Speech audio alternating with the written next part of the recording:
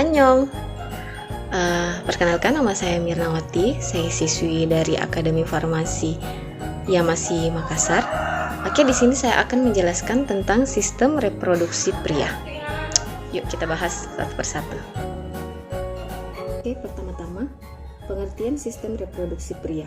Sistem reproduksi pria terdiri atas alat-alat reproduksi, proses pembentukan sel sperma atau spermatogenesis, dan berbagai hormon yang ikut berperan dalam sistem reproduksi.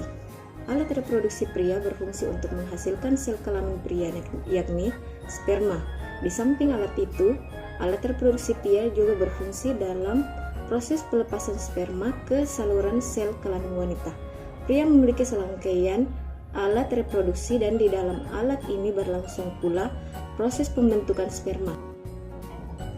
Bagian-bagian dari sistem reproduksi pria. Pertama, alat reproduksi dalam terdiri dari testis.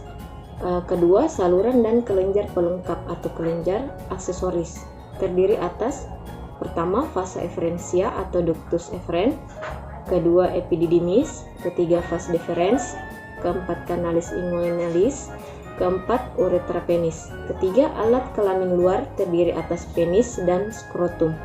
Oke, baik, kita akan menjelaskan satu persatu dari sistem reproduksi tersebut. Pertama, alat reproduksi dalam yaitu testis. Testis terdapat dalam kantung skrotum yang berfungsi untuk memproduksi sperma. Sel-sel yang menghasilkan sperma disebut tubulus seminiferus, yang berukuran hampir sama dengan serabut benang sutra yang paling halus. Jumlahnya sepasang, ukuran sebesar telur burung merpati, terletak dalam skrotum. Testis juga menghasilkan hormon reproduksi yaitu testosteron. Hormon ini dihasilkan oleh sel-sel Leydig yang terletak di celah-celah antara tubulus seminiferus. Hormon testosteron sangat berpengaruh terhadap perkembangan kelamin sekunder pada seorang laki-laki. Kedua, saluran dan kelenjar pelengkap atau kelenjar aksesoris. Pertama yaitu ada vasa efferentia. Dari testis keluar saluran pendek disebut vasa efferentia atau ductus efferens yang menyalurkan sperma ke dalam epididymis. Kedua, epididymis.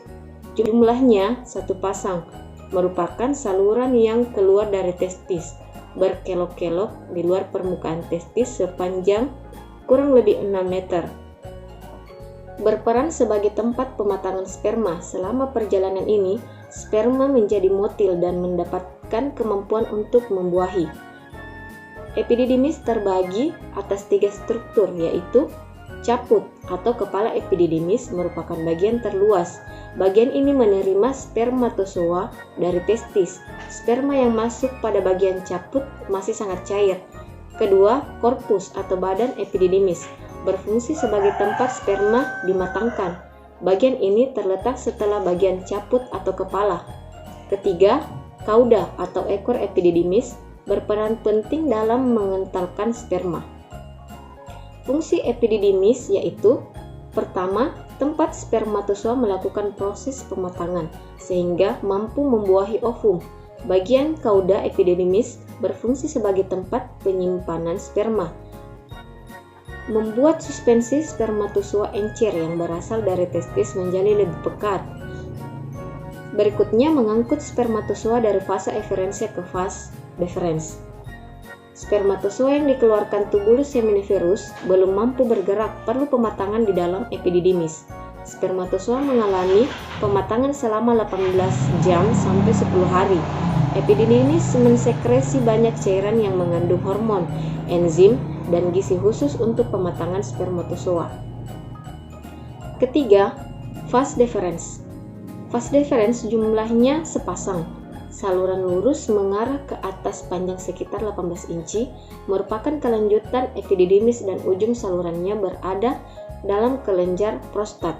Berperan sebagai saluran jalannya sperma dari epididymis menuju vesikula seminalis atau kantung semen atau kantung mani ke uretra. Beberapa fungsi cairan atau plasma semen memungkinkan spermatozoa bergerak aktif, membuat spermatozoa dapat hidup dalam waktu tertentu sebagai medium spermatozoa, sebagai buffer dalam melindungi spermatozoa dari lingkungan asam saluran reproduksi wanita. Keempat, uretra. Uretra jumlahnya 1 buah, merupakan saluran yang terdapat di sepanjang penis. Memiliki lubang keluar di ujung penis, berfungsi sebagai saluran keluar urin dan saluran keluar air mani. Pengangkut spermatozoa dari vas deferens ke penis. Kelenjar dalam saluran spermatozoa yaitu ada 4 kelenjar, yaitu kelenjar vesicula seminalis, kelenjar prostat, kelenjar Cowper atau kelenjar bulbo-uretralis, kelenjar Litter. Berikutnya yaitu alat kelamin luar. Terdiri atas, pertama yaitu penis. Terdiri dari akar, badan, dan ujung bebas yang berakhir pada gelung penis. Badan penis terdiri atas corpus cavernosum dan corpus spongiosum. Kedua korpus tersebut bersifat seperti spons, terbagi atas rongga-rongga seperti kapiler yang sangat membesar dan bersambung dengan vena penis. Saat menerima rangsangan, arteri penis akan membesar. Pada saat itu juga otot penis akan berkontraksi, sehingga darah tidak dapat mengalir kembali melalui pembuluh vena. Proses ini akan menyebabkan penis mengeras atau ereksi, suatu kondisi yang dibutuhkan untuk berhubungan seksual dan ejakulasi. Berikut beberapa fungsi dari penis. Sebagai alat untuk kopulasi atau koitus atau bersetubuh. Meletakkan semen ke dalam saluran reproduksi wanita. Sebagai alat untuk mengeluarkan urin. Kedua yaitu skrotum. Skrotum adalah kantong pembungkus testis, tersusun oleh kulit dan jaringan subkutan yang tidak mengandung lemak. Skrotum memberikan perlindungan terhadap testis yang merupakan tempat produksi sperma. Skrotum juga berperan mengatur suhu di dalam testis, membuat kondisi yang optimal untuk produksi dan perkembangan sperma. Spermatogenesis memerlukan suhu tetap dan beberapa derajat lebih rendah dari suhu tubuh. Jika udara panas dan suhu panas, maka skrotum akan menggantung jauh dari tubuh. Jika udara dingin, skrotum mengecil dan mendekati tubuh yang suhunya lebih tinggi. Turunnya testis ke dalam skrotum agar suhu di sekitar testis tersebut lebih rendah dari suhu rongga tubuh. Suhu testis berkisar antara 1-8 derajat Celcius, lebih rendah dari suhu rongga tubuh. Selanjutnya yaitu spermatogenesis. Spermatogenesis yaitu pembentukan spermatozoa di dalam tubulus seminiferus atau organ testis. Spermatogenesis terdiri atas 3 tahap. Tahap pertama yaitu tahap proliferasi atau spermatositogenesis. Kedua, tahap meiosis. Ketiga, tahap spermiogenesis. Berikut adalah beberapa faktor penyebab kemandulan pada pria. Pertama, ada faktor genetis.